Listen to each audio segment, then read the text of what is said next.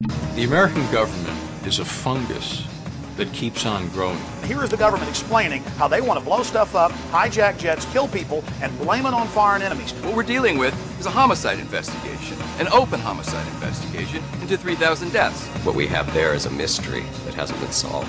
I think there are thousands of people who know who is responsible for 9/11, and it's not Osama bin Laden.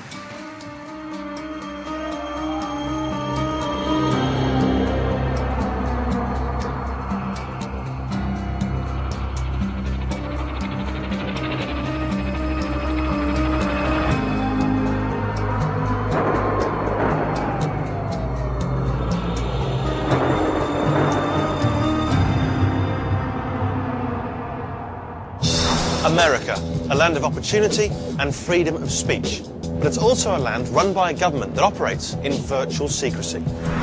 Put the two together and you're left with a hotbed of conspiracy theories. The killing of Kennedy, Pearl Harbor, the Oklahoma bombings. Just some of the events that have sparked suspicions that things might not be quite what they seem. But the mother of all conspiracy theories is 9/11. Now, America's a big country with a big population, but all it takes is a few rumours on a few websites, and the whole world is talking conspiracy.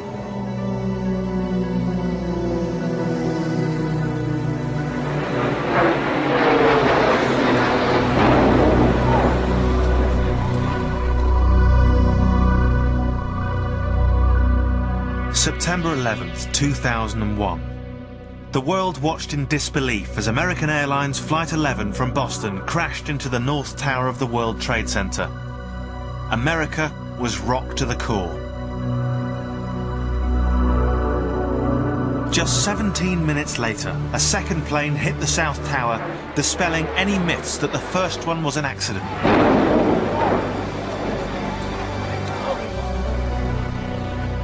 Over in Washington, one of the country's most heavily defended buildings was under attack. A passenger jet flew directly into the Pentagon.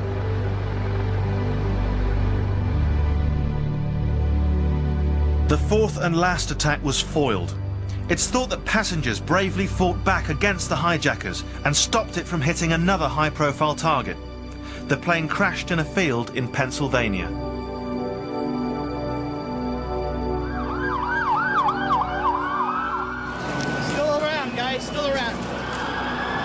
In just under 90 minutes, these devastating events had taken almost 3,000 lives. Now, I've lost my wife and daughter. We've been in the building. It was the biggest attack ever on American soil. The 19 hijackers, many of them from Saudi Arabia, were also killed. The headlines shrieked about the appalling act of Arab terrorism. But not everybody was convinced.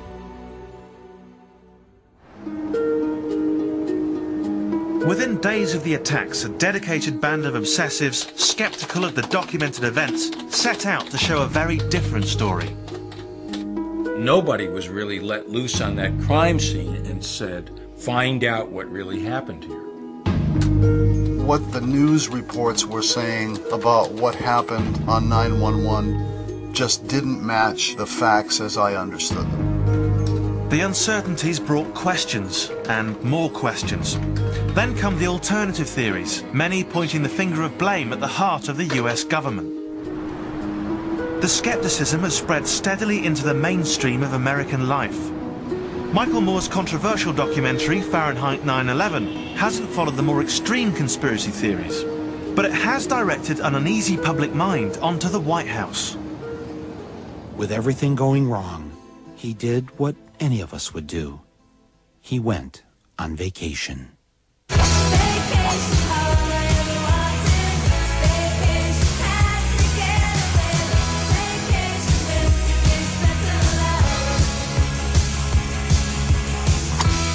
We must stop the terror.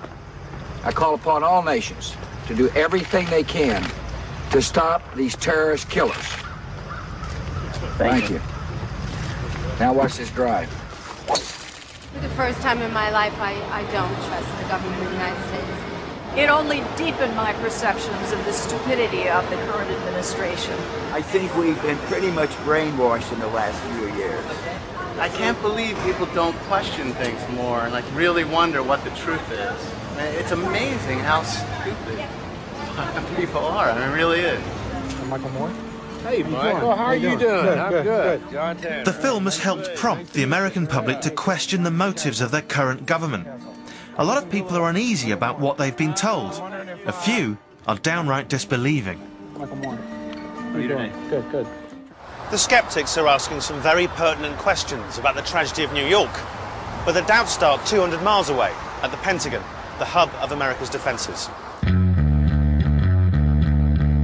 It was into this building on the outskirts of Washington, D.C. that American Airlines Flight 77 is said to have crashed. The question is, how did the plane get there undetected? Air traffic controllers knew about the New York attacks, but there was confusion and chaos, and they failed to locate the plane headed for the Pentagon. The military fared no better. They sent jet fighters to intercept it, but were guided in the wrong direction. They've spent billions of dollars doing drills and exercises over decades to defend that very building.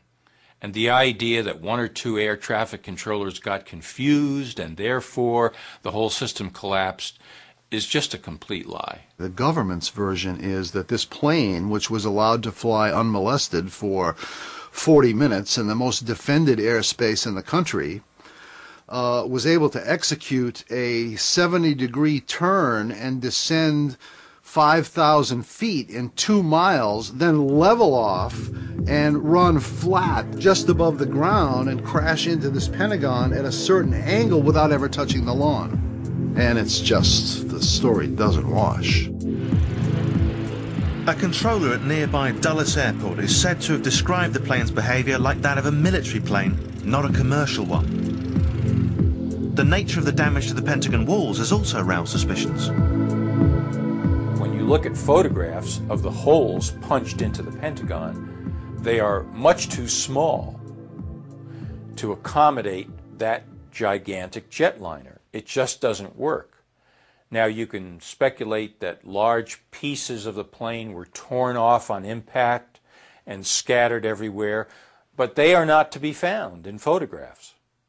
You don't see wings lying around on the lawn of the Pentagon, for example. It doesn't add up. When the story told by the government, the FBI and the politicians doesn't seem to tally, people start to look at the wild and the wacky. And there's plenty of that about. Don Paul has spent the last 3 years researching an alternative account of the crash. He claims there can only be one rational explanation. You asked, what do I think did hit the Pentagon? I think it was a combination of internal explosives and a hard-nosed missile. Certainly the nose cone of a commercial airliner, which is basically immediately collapsible, could not have made that penetration. But if American Airlines Flight 77 didn't hit the Pentagon after all, then what happened to the plane and the passengers on board? I do believe that the airliner was disposed of in the least conspicuous manner possible. For a long time I thought it was probably dumped directly in the Atlantic Ocean, and that still seems to me the likeliest thing. What's emerging is the tip of a conspiracy iceberg, so evil that it defies belief. And if the official story of the Pentagon incident is open to question, then what about the other events of 9/11? Like what happened to Flight 93, the fourth plane to be hijacked. The official version is that heroic passengers diverted the plane from its target by crashing it into a field in Pennsylvania. But that doesn't wash with everybody.